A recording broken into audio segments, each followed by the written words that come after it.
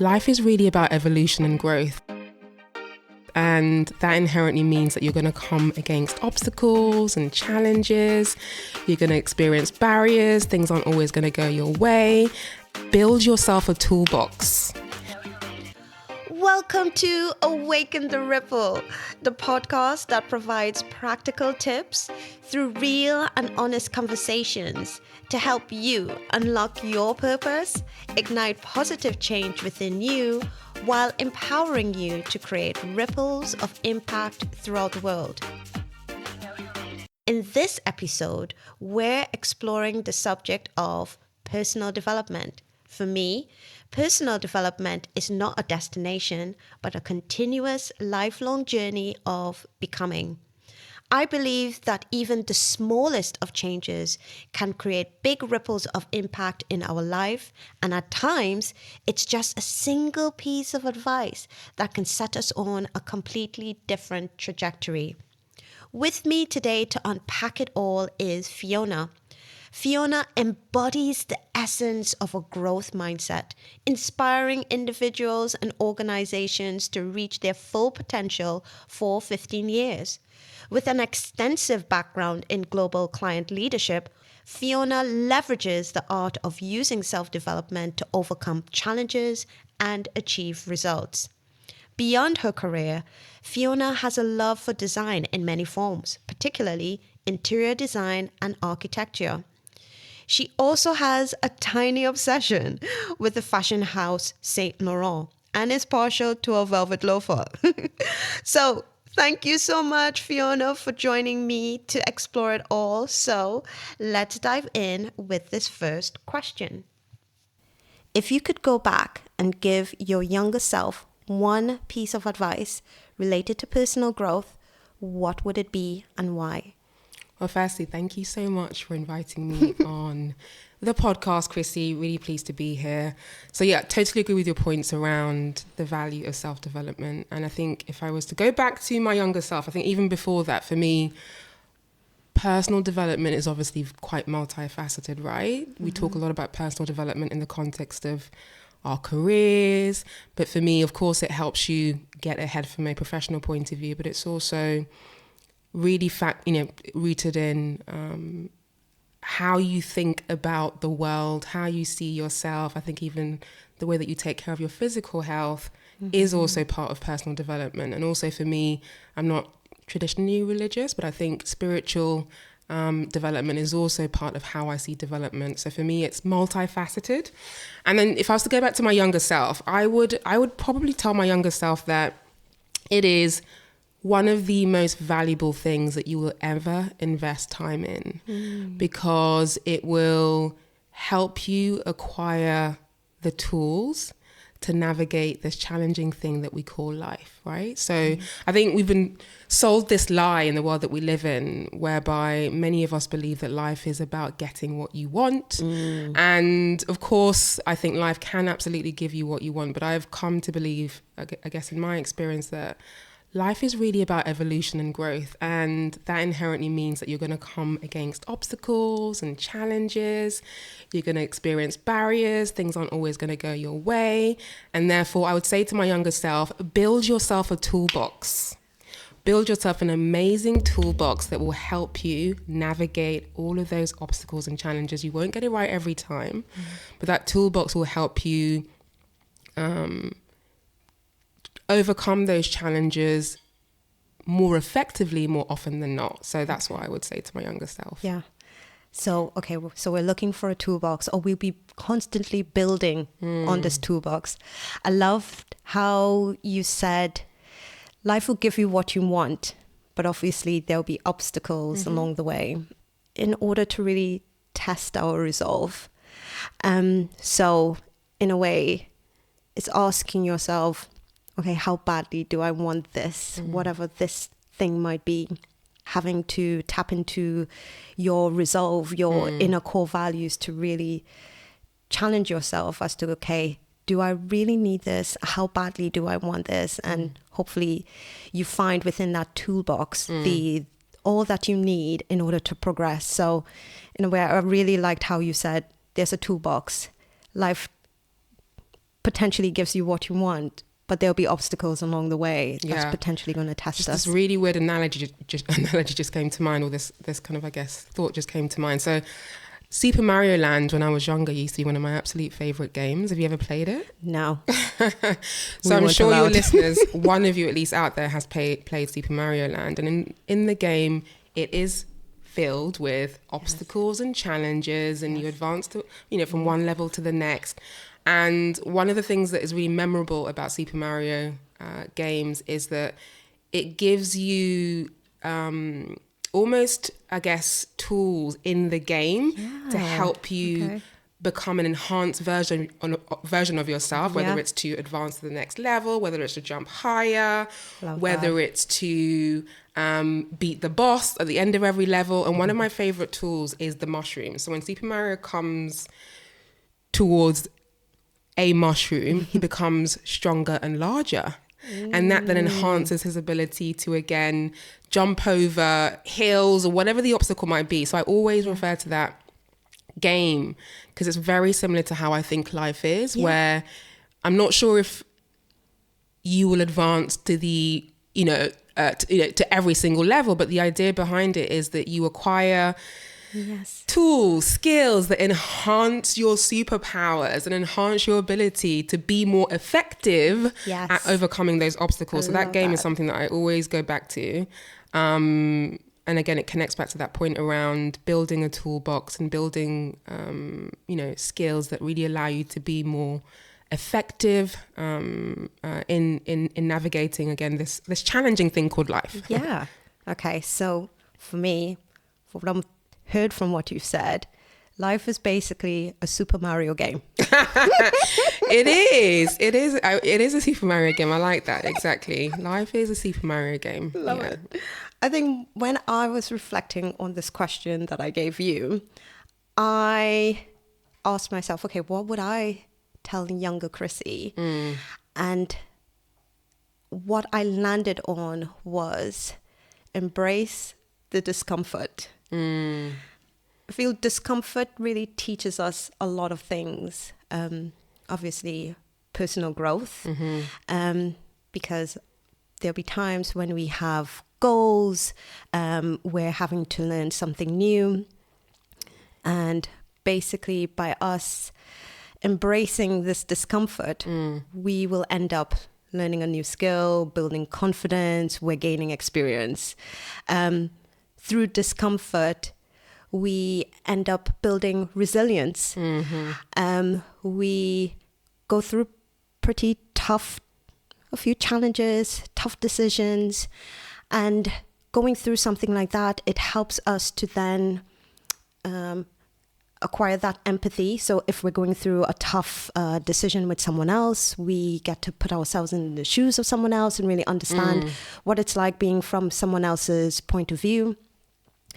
But we also learn a lot about ourselves by going through that process. So then when scenarios like this happen again in the future, we're better equipped, we're emotionally, we're mentally stronger to face something like that. And then also the third thing I would say is that there's an increased amount of self-awareness. We really understand, or we get closer to the feelings that come up during this discomfort. You start thinking about, okay, why am I feeling like this? And it helps us to then face it head on. So I think for me, if I had to tell younger Chrissie, I'll be like, Chrissie, embrace the discomfort. There's so much to learn from going through things like that. It's almost like discomfort is a secret sauce or something. I think it's a prerequisite to development. So I couldn't agree more. I think the way that I talk about exactly what you said is being comfortable with doing challenging things. And I think that it's, in my humble opinion, extremely difficult, if not, I would argue, impossible to be the best of who you can be without being uncomfortable and without overcoming things that you find difficult. And I think totally agree with you in terms of how doing difficult things or being uncomfortable 100% builds confidence, because I think I've learned that confidence actually comes from looking back at all the challenging, uncomfortable things that you've overcome and realizing that I did it then, I can do it again, or I did it in that guise, I can now do it in this guise. So that's one of my principles of personal development, which is exactly as you said. Embrace being uncomfortable, embrace doing challenging things. And I actually just had a memory of when I was at university and we used to be given assignments where you'd have to present it in front of the group, and I had classmates or teammates that were really uncomfortable presenting, and I was uncomfortable presenting as well, but I knew that I would need that skill set in the career that I was going to basically embark upon. So I just forced myself, even though I wasn't very good, to get up and present. And to see you present, because I've been in meetings with you, speaking in front of clients, and watching you in action is phenomenal. Oh, come off it. I wouldn't say phenomenal. No, honestly. Guys, I've paid her to say all of these things. She did not. But honestly, watching Fiona, when she's in her flow, she is so cool, calm. I've experienced clients asking her questions and me being rattled by that question, and there's literally no expression. She still has a beautiful smile on her face and answering that question. Even if she doesn't have the answer at that point in time, she calmly says, "Thanks for that. Thanks for bringing it to my attention. I'll go away and investigate further." But you're always so cool and calm and just so full of grace. So I can see how going back to university, this has prepared you for where you are right now. This is where you need to be right now. You are a star. What a lovely compliment. Thank you so much. Rather than deflecting, I'm going to receive that, and thank you for that very, very kind compliment, and right back at you as well, Chrissie. Thank you. So that's such valuable advice. It makes me think about how many misconceptions exist around personal development. So, in your experience, what's the biggest misconception people have about personal development, and how does that misconception hold them back? I think one of the biggest misconceptions that I think people have around personal development is that it's predominantly about acquiring knowledge and tools. And of course, that is an important part of it. But actually the real, and I think only way that you can make a difference in your life or be impacted by personal development is through the application of that knowledge and those tools that you are acquiring or have acquired. And I think that's where I would say most people fall short, is they spend insane amounts of time, reading books, watching and listening to podcasts, and we're all guilty of this, myself included, to be clear.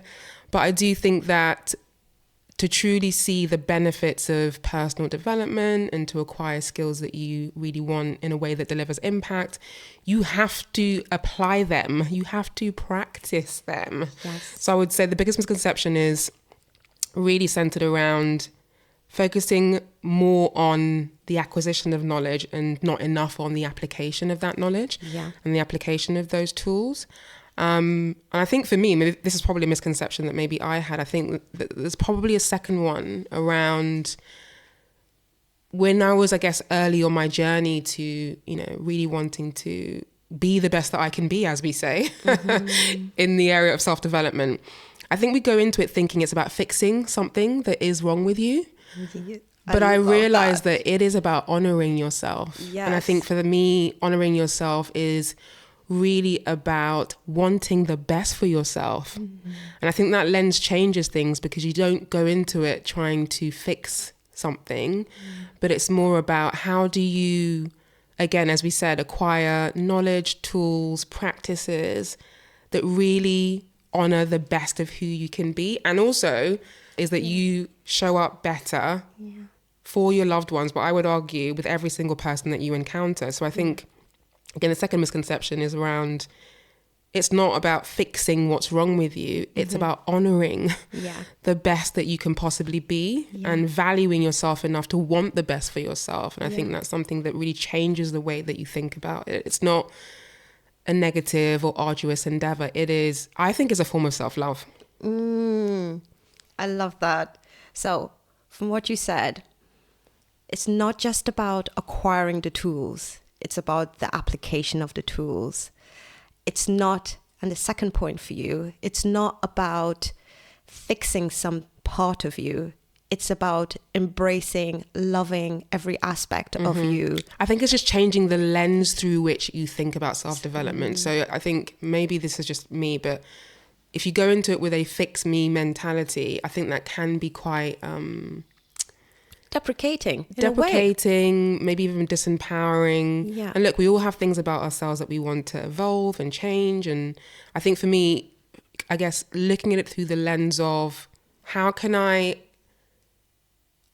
again, acquire tools, knowledge, skills. Even sometimes I think it's a state of being is a form of self-development, right? Where you are, you know, spending a lot of time really thinking about how you can show up in a world that is kinder. Yes. That's also a form of self-development, right? So I think for me, it's looking at it through that lens of honoring the best version that you can be. I think has a lot more kindness infused within it than I'm an angry person, or I'm a horrible person, or I'm a stupid person, I'm not smart enough. I think that, I don't know if that's always conducive to approaching self-development through a lens that is helpful. That's kind of my view. That's kind of my nuance to it. It just reframes the way that you think about how you develop yourself. It's a way to, again, honor yourself. Honor yourself. I love that, because in the podcast that we had before with Jem, where the episode was on starting again, he too spoke about really thinking about the things that you already have and embracing that and amplifying that. So the skills that you already have in your arsenal, really ensuring that they are as sharp as possible, acknowledging your weaknesses, but really focusing on the things that you already have in your possession that are your key strengths, you know? So it really resonates. That resonates with me, and definitely confirms what Jem said as well. I too thought about this question and thought about the main misconception is that people think there is this level of perfection. I know I have that's a fault that I have of myself, that I'm trying to get to this perfect state, which doesn't exist. No one's asking me to be in this level. So really and truly, personal development is just an ongoing journey of embracing and loving who we are, honoring who we are to its entirety. So yeah, completely agree. Yeah, there's definitely no destination. In my humble opinion, I think it's something that I will do, speaking for myself, for as long as I am here. Yes. And so will I. So, loved what you said before, but I guess we all face obstacles. So describe a time you have felt completely stuck in your personal journey. What specific steps did you take to break through that stagnation and move forward? Maybe it makes sense to start with the fact that I've always been somebody that is very introspective. I'm a thinker. I'm an analyzer. I think a lot of that is... I feel you and Jem should definitely get together again. From his previous podcast, he is a deep thinker. Yeah, so. I think that's something that is largely innate. And like many people, when you are young and a teenager and, growing into adolescence, you're just trying, at least for me, I was just trying to make sense of who I was, the world that I live in, why are people the way that they are. There were a lot of really unanswered questions about the world that we live in. And again, I think that introspection was not just about, I guess, the things I experienced every day. It was really trying to get to grips with the meaning of life. Why are we here? Again, trying to really get to grips with all of those growing pains or growing questions that sometimes just help you make sense of the world that you live in. And I think it was when I maybe finished university and started my first job in, I call it corporate land.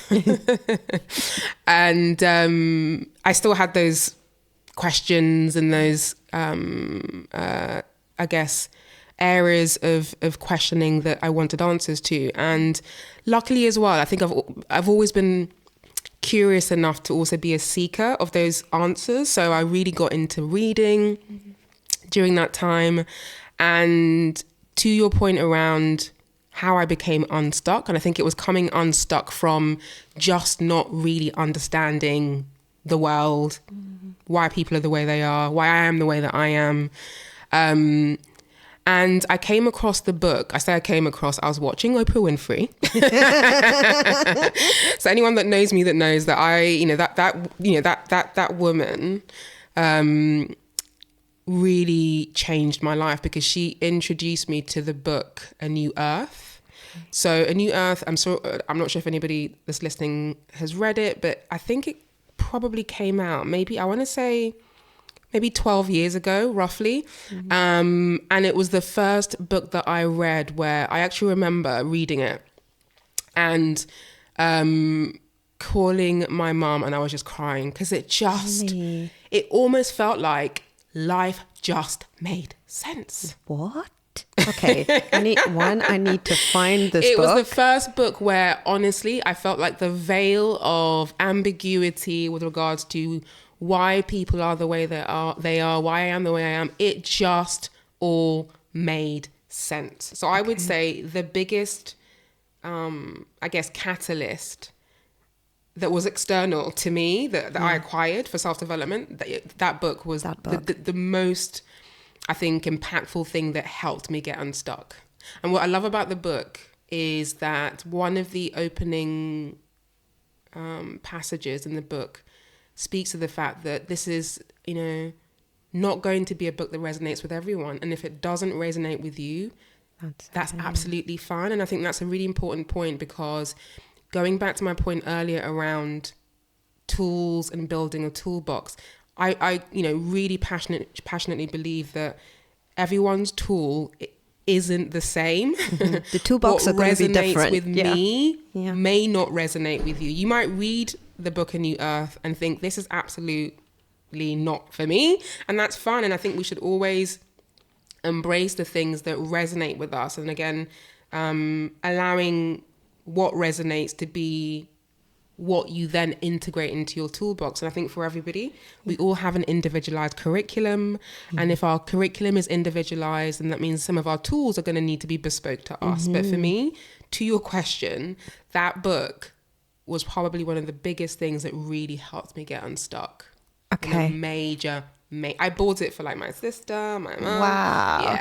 Yeah. So remind the listeners of the title of the book and the author. So it's called A New Earth, and it is by Eckhart Tolle, who's become like, a world-renowned, spiritual teacher. So he's extremely well-known and extremely successful.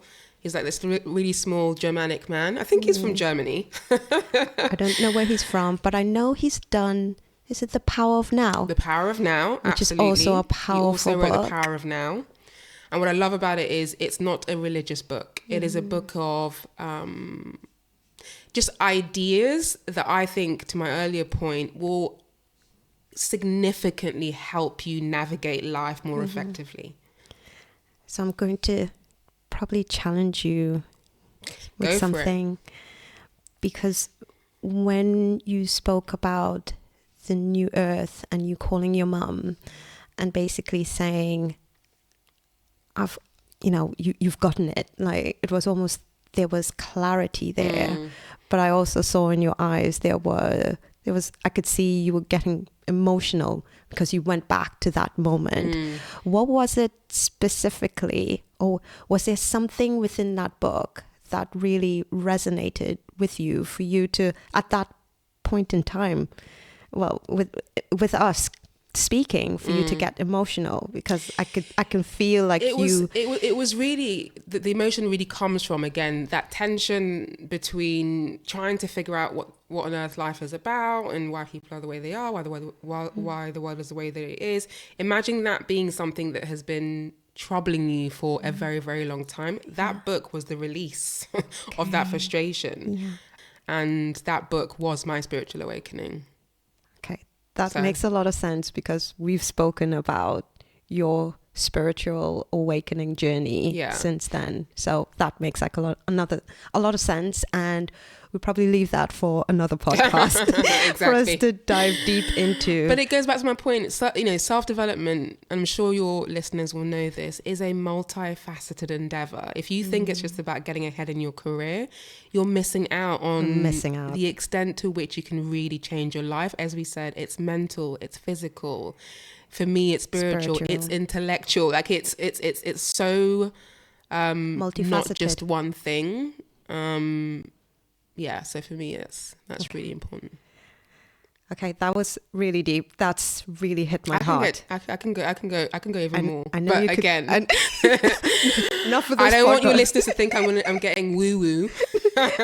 No, because there might be some people that don't do the woo woo. Yeah. So I don't want to get too woo woo. But I'm here for all the woo-ness. So there were so many things that you said just now that made me reflect about the same question. So there have been times in my life where I've gone through periods of stagnation. I would say like the biggest, most recent point was probably like 2 years ago, where I experienced something that really made me think deeply about, what is this life all about? What is my purpose? How am I showing up in this world? And as much as people would have seen a smile on my face, deep down I was really struggling. I was very sad. I felt demotivated, and I felt quite stuck. I felt quite stuck, and I definitely felt as though I needed almost like a break from this world. I just needed some space, so ended up going on to a solo yoga retreat. And I think having that intentional time to sit and think, so doing that whole deep introspection that you spoke about, it was great. But also, whilst I was on this yoga retreat, it allowed me to reconnect with my body and really think about, okay, which parts of my body was feeling quite blocked or stagnated. I felt at that point in time my voice, I couldn't quite find my voice. So again, just thinking for the listeners, if you're feeling a little bit stuck, my recommendation would be being intentional and carving out time for yourself. I think there are times when we prioritize everything else, everyone else, and we have ourselves at the very bottom of that to-do list. You need to carve out time for yourself. You need to reconnect with your body. Really think about, are there blockages in my mind, in my voice, in my throat, in my heart, in my body? Where are the blockages that are preventing you from taking any sort of movement? And then from there, what I would recommend is just write. Find a book or find some way of expressing. It's almost as though, I think, you need to get whatever that emotion is that's going on internally and releasing it. So for me, it was writing. So a friend of mine, she bought me my first journal, and since then I've literally just been journaling like a mad woman. And through this, it allowed me to really get to the core of what was stopping me from really moving forward. So once you're writing and you've written all that you could, start reflecting on what you've written, thinking about, okay, why it is that you're feeling this way. What is it that you're thinking that you're needing to change? So yeah, that's basically what I'd recommend to anyone. Carve out time, reconnect with your body, just release this emotion, whether it's through writing or writing songs, however, but get to the root, do that self-reflection, because then that's going to really allow you to then figure out, okay, once I know what the why is, then I could potentially put some sort of action into play and moving one step forward. Yeah, I mean, I love that. And I think there's some really interesting things that you sparked based on what you've just said. And I think one of them is, and this might sound like a really strange thing to say, but I think everybody should be fascinated by themselves. Yes. Be curious about what's going on with you, why you think the way that you do, why you're happy, when when you are happy, why are you happy, and when you're not.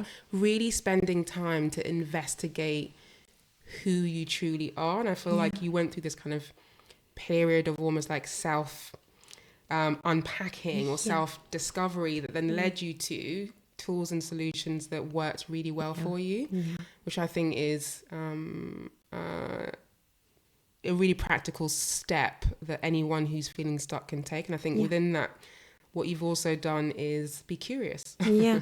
Were you into yoga before? I was, but probably more passively. I think by me, and I don't think that I'm an expert at, and I'm not saying that I'm an expert in yoga by any means, but I think just by doing the poses, and for me, it's just listening to what my body is saying, like what's feeling tight. Because I think that's one of the things that I actually picked up on. I realized I'm quite a tense person. I was holding, I don't know, like everything just felt so tight, and I needed to just release and let go. And by me really listening to what my body was saying, I'm now constantly having to tell myself, okay, Chrissie, breathe, Chrissie, relax. And I think with that, as I'm saying, like, I'm not cured or anything. This is an ongoing thing. No, of course. But I think the more that I've become quite more in tune with my body, it's allowed me to be even more aware as to how I'm behaving in certain scenarios. You know, again, like what you said before, when situations happen, I end up thinking about, okay, why am I thinking in this way? Why am I reacting in this way? And where in my body this thing is hurting a little bit more. And then once you unpack that, you're kind of setting yourself up for, two things. Tell me. You just sparked one of my absolute favorite quotes that I came across recently. Love a quote. I'm going to paraphrase that quote because, again, I think it connects to the point around just being in tune with what's going on with you. And I think often what that allows you to do is to bring to the fore or to the surface things that have been going on with you that you might not have even been aware of. I think the quote, and I'm paraphrasing, is by Carl Jung, where he says, if you do not make the subconscious conscious, it will rule your life and you will call it fate. When I heard that quote, it just really resonated with me because we spend so much of our lives not really getting to know what's going on with us. And I think often there is an undercurrent that runs our life. Yes. And if we don't investigate it, we don't get in tune with that current, it will rule your life and you will call it fate. So I love that, and your point earlier around creating space. And one of the things that I bang on about to anyone that wants to listen is I've had a morning ritual for like 15 years. What's your morning ritual? Chrissie knows that, because I've told you this as well, is that I am not a morning person biochemically, and it is a thing for anyone that's unclear on what I'm talking about. I'm pretty sure there is now scientific evidence that shows that people are wired differently when it comes to your comfortableness, if that's the right word, for mornings versus afternoons versus evenings. So I've not ever really been a morning person, but I've realized that, to your point, to get really serious about personal development or evolving to become who you want to be, or spending time to acquire the tools that you need, you have to create space. And for me, I think we talked about this a little bit earlier, is that space for me is really early in the morning before work starts. And we both work in a very similar industry. It can be extremely challenging, chaotic, very mentally demanding. You're constantly in problem-solving mode. You're dealing with multiple personalities and clients, and that morning ritual, or that space in the morning, has been a really, really helpful way to hold myself accountable to what I want and who I want to be. So if you're interested, I wake up between 4:30 and 5:30, depending on how busy I am. Yeah. But I use that time, and you talked about journaling, but I use that time to focus on the things that really enhance my sense of self. Okay. So I no longer like the idea of waking up and then just going into the world carrying yesterday's frustrations, yesterday's annoyances, not having time to unpack what I liked about the day before, how I want to show up today. So that time in the morning is really useful to just focus on the things that really help me to be optimal as much as possible. And of course that serves me because I'm showing up in the world and in a way that, again, honors the truth of who I am, which is I'm kind, I'm empathetic, I'm a people person, I'm sociable. It really helps me to press reset so that I can be the best of who I believe I am every morning. So mornings might not work for everyone, but I also use that time to be inspired. I live for inspiration. Okay. So, again, we talk about self-development often in ways that are very career, get ahead. Yes. How can I be better than that person? How can I compete? It's not about But that. I also think it's about living a fulfilling life. 100%. Living a fulfilling life should also be one of the net benefits of personal development. Transparently, I don't even like to use the phrase because it's so loaded sometimes, depending on who you're talking to. But for me, it's really about, again, as I said earlier, how do you acquire the tools that help you navigate life as effectively as possible? And how do you acquire the tools that help really honor who you truly are? And I think, to your point, you have to create space for that. And I think for me, it's also about just spending time being inspired. I love that. So what is it that you do during this 4:30, 5:30 period? Okay. Tell us everything. So I think, as I mentioned, spending time just being inspired. And for me, I love music, anything in the creative space and realm. So recently I went through this rabbit hole of, I guess one of the things that I really draw so much joy from is seeing a creative person in their element. Okay. Because you just see that they are fully operating in their gift. Like, I draw energy from that. So 2 things. I recently watched FKA Twigs' new video. Okay. She's phenomenal. She is. And then I was watching a interview between the artist Bjork and I think on Apple Music.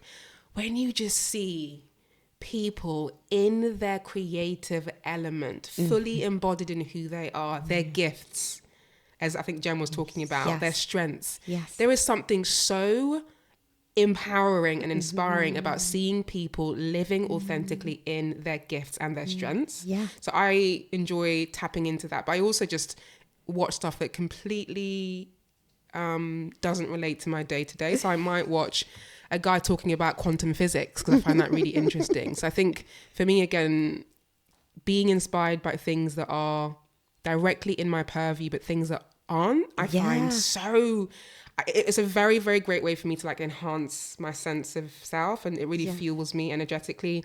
And then very recently, I say recently, but last year I got really serious about strength training. Yeah. Because I'm a runner naturally. I won't say I'm very good at running, but I run. Yeah. That's my favorite form of exercise. But strength training, for those that don't know, is essential if you want to live a life where you can pick up your grandkids easily. Mm-hmm. A life where you can open your jam jar when you're 60, 70, 80. Yeah. Just watch the documentary Blue Zones on Netflix, and that will give you all the insights you need to live a healthy life well into your 60s, 70s, 80s, 90s. Love that. But yeah, it's a combination of things. But the main point regarding that morning ritual goes back to what you were saying, which is creating space and being intentional. Yes. But I love to make sure that I never leave my house without practicing some form of mental hygiene. Okay. Because it very nicely leads me to the next point. It's interesting. I'm literally in between two minds whether I should move on to the next point, because it's interesting how you mentioned listening to FK Twigs, watching Bjork in Element, or watching something on quantum physics or about the universe. Absolutely love it. It makes me think back to Jem's podcast where he spoke about putting himself in these hyper-stimulated states. So to your point, he would expose himself to things that he would not normally 100% put himself into. So it might be listening to a type of music that he wouldn't necessarily would gravitate to, or it would be watching something, so I think what you're saying is very much true. You have to put yourself into these to be curious, to then, I don't know, expand yourself, which ties me very nicely into the next question, where I was going to ask you about unconventional activities, and how that has contributed to your personal development. So in a way, I feel as though like you've very much answered that. I actually agree. I do think, I guess a morning ritual in of itself isn't unconventional, but I think why I do it maybe a little bit, and what I do in that morning ritual maybe a little bit unconventional, but it's been game changing for... It's like my mushroom in Super Mario game. It's the mushroom. Like my morning ritual is my mushroom. But you really sparked a thought that I think is really important, and it maybe connects back to your point around being stuck. I think one of the things that can also really cause people to be stuck is feeling that you only have one purpose. Yes. You're born to do just one thing and one thing only. And if I don't find out what that one thing is, I don't know what I'm supposed to do with my life. And there was a particular podcast that I listened to. Okay. Podcasts are one of my tools, where the person that was being interviewed said that your purpose is not static, it's dynamic. And that really stuck with me, because you go through different phases in your life where you're supposed to be at this phase. This is your purpose for this particular phase of your life, because this phase is going to help strengthen you for the next phase. So this idea that you only have one purpose, I think can often really make people feel stuck. And that's why you sometimes see, famous people or celebrities divert focus or change careers, because where they were no longer serves them. So don't be afraid to evolve the things that you want to do with your life, because this idea that there's only one thing that you're supposed to do, I think can really contribute to being stuck. And then going back to your point around unconventional things, it's again creating the space through morning rituals that has given me that insight, right? So again, whilst it was something that I talked about in your previous question, just create that space, whether it's conventional or unconventional, to be inspired by different ideas, different thoughts, different people. Yeah. Just wanting to touch really briefly on what you said about sometimes people get stuck because they think, oh, I'm supposed to be doing that one thing at this phase in my life. And I think that for the most part, is off the back of society. Society, in a way, tells us, okay, during this period of time and this age range, you should be here, or you should be married at this point, or you should have societal constructs. Yeah, and again, it goes back to like the conversations that we've spoken about perfection. Who defines perfection? So I think, in essence, what I would love our listeners to take away from all of this is that you are the designer of your own life. You get to determine where you want to be. You're not stuck, Just make sure and tap into what are the key, the beautiful strengths that already exist. What lights you up in the morning, and really going after those things, as opposed to looking to society and thinking, this is where I need to be at this point in time. I should be doing this, or I should be at this role at this time. Don't limit yourself or allow these things to really limit you. Just, the sky is the limit. What do you want to do with your life right now, and go after it? I think society can obviously provide you with inspiration, but you have to have, again, going back to your point about creating space, you have to have moments where you sense check whether what society is telling you that you should do or should be resonates with you, because it might resonate with you. You might want to be, CEO of a particular company, and if that feels true to you, that's absolutely fine. But if there is a disconnect, a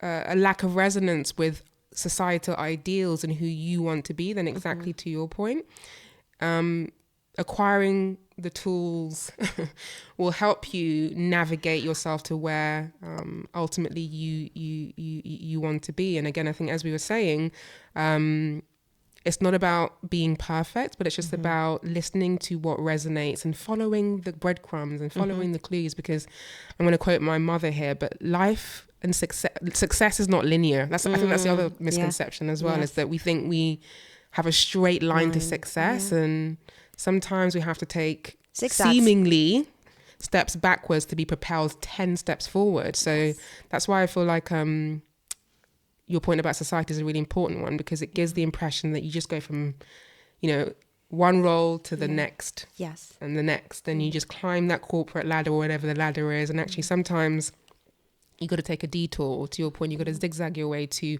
a fulfilling life. Because I think the other thing also is that success we typically define as how much money you make, what your job title is, or how handsome your partner is, or whatever it is that we want to determine success by. But I'm going to use another quote, because the other thing that I need to say is that I think life's language, to me, one of the languages that has really helped me and to build my toolbox is quotes. They are so potent for me that I can have absolute clarity of an idea just through one quote. Right. So it works for me. But the quote that I'm going to paraphrase is by, I think he's like an American entrepreneur called Jim Rohn. And the quote that he has that really resonated with me, and again, I'm paraphrasing, is your level of success will seldom exceed your level of self-development, because success is something that you attract by the person you become. And that quote for me is so perfect, because it is so true that your level of success will rarely exceed your level of self-development. But within that quote is, at least in terms of how I read it, the idea that success is not just monetary. Yes. It's not just about your career. It is, for me personally, about living a life that you're proud of. My North Star is getting to 80 and being so proud of who I became, how I showed up for myself, how I showed up for others. I might have failed. I wasn't perfect, but boy, I still got up and tried my best. I think that's really what we're really saying, because I know you. We're just saying it's all about just doing your best. It's not about perfection. It's not about, reaching the highest level of Super Mario Land. It's just about, doing your best and being proud of the intentional efforts that you made to do and to be your best. Love that. I feel as though my mind is blown from that last quote. Can you repeat it again for us? Okay, I'm going to paraphrase it. So this is a quote by the entrepreneur Jim Rohn, where he says, "Your level of success will seldom exceed your level of self-development, because success is something that you attract by the person you become." Love that. That's a quote that I love. Yeah, it's given me chills. I think because also we could talk about this all day, but we don't have all day. But because we also think success is about the forceful acquisition. Yeah. Sometimes it's your energetic state that can allow someone to see you across the room and be like, oh, I wonder what that girl's reading or thinking. And I can even speak with my own life. I don't like to go too much into my own life, but I do feel like the more I have endeavored to be a better human person, the more I have, and we've talked about this, I've never had formal mentorship. Yes. But the more I have made it easier for other people to see my talents and to be advocates and to be sponsors. And that hasn't come from necessarily me like forcing my way to be seen, as it were. It's just because, I became better at just operating from my own strengths, to your point about what Jem was saying. So my strengths became more visible because I was operating from them more, and I was believing in them more, and other people echoed and reflected those strengths back to me. And that's also a form of self-development, is being seen by others, and those others reflecting your strengths to you is also completely, a positive way of strengthening your development as well. I mean, obviously completely blown by everything that you said, Fiona. Thank you so much for sharing the deep insight and how basically personal growth can literally be found anywhere.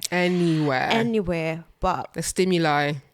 But to your point, literally being really intentional and making that space to put yourself into that state to then develop and grow. And therefore, that's your success that people then see and will get attracted to. So absolutely love that. I think if you could leave our listeners with one powerful question. I don't know if you probably have a quote. I actually probably do. I know you have a quote. With one powerful question to ask themselves to spark their own personal transformation, what would it be? Yeah, I think it has to be a quote. And oh God, I'm going to butcher the author of this quote. I believe it's by a poet called Mary Oliver. I might have gotten her name wrong, but she's a Pulitzer Prize winner. And she has this really beautiful quote that I found super, it just inspired action. Okay, yeah. And I'm going to paraphrase it. So if you know this, please don't, don't hate me for getting it wrong. But the quote goes something like, "Tell me what you are going to do with your one wild and precious life." Tell me what you're going to do with your one wild, precious life. What are you going to do? What are you going to do with your one wild, precious life? I love that. That is the one thing I will leave you with. I love that. What are you going to do? I feel in a way I'm doing it now. You absolutely are. Thank you so much, Fiona, for sharing and joining me on this journey of personal development. To the listeners, I hope today's conversation around personal development has given you some new perspectives and tools to work with on your own journey. Personal development is not just about growth. It's about unlocking your true potential and aligning with your purpose. Maybe there are several versions of that purpose, as Fiona has reminded us. As you continue to grow, you'll start to see how even the smallest shifts can ignite positive change, not only within yourself, but in the world around you. Keep leaning into discomfort, keep learning, and keep evolving. The journey may not always be easy. Maybe you might find a mushroom along the way. but every step brings you closer to the incredible person you're meant to be. Until next time, remember, the ripple starts with you.